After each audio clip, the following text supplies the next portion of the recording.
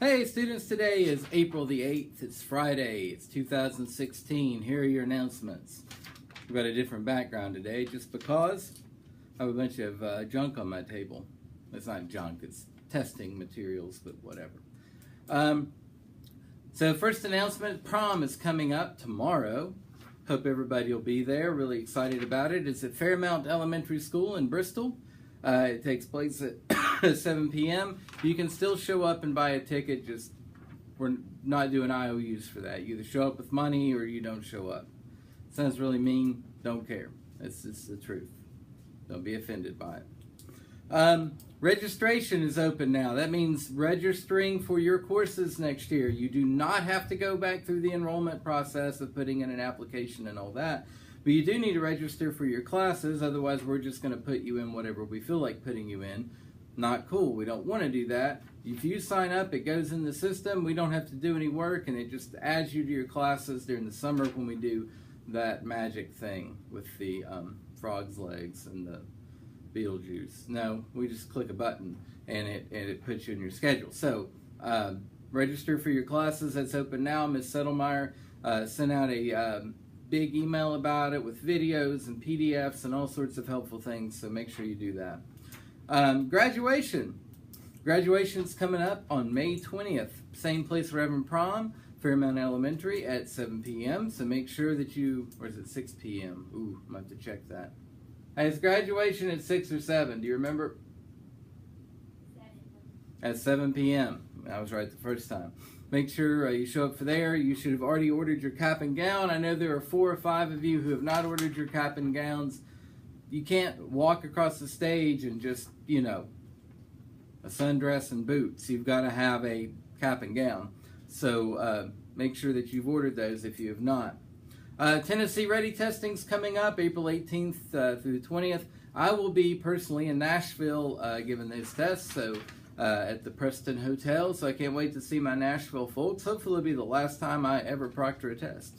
I know that it won't be, because you know the last time I proctored a test was the last time I was ever going to proctor one. And then the time before that was the last time I was ever going to proctor one. It seems like I'm in some sort of testing purgatory that I can't escape from. So, but I will be in Nashville. I can't wait to see you guys. Do not, if you're in Nashville, do not bring peanuts.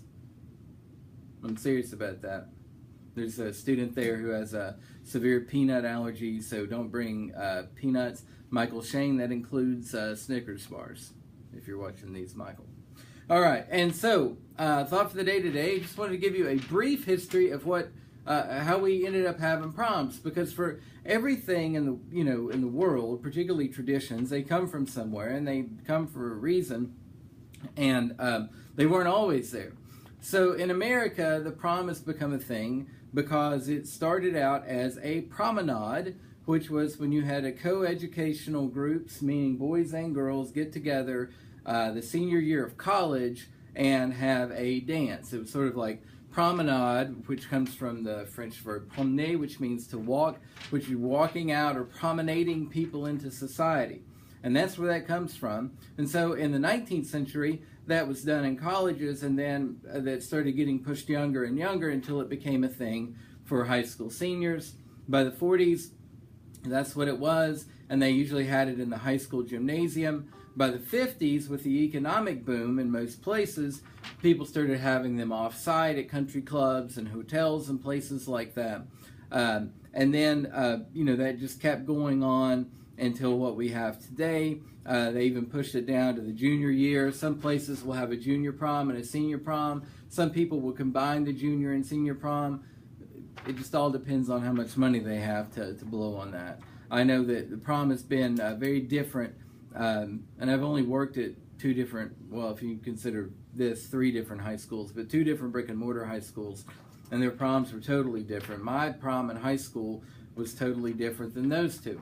So it really depends on the area that you live in and that sort of thing. There's a really interesting article on it in Time magazine. If you just Google Time prom history, the first search result will be the history of the prom. You should check that out. Those are the only thoughts I have. I can't wait to see some of you tomorrow night.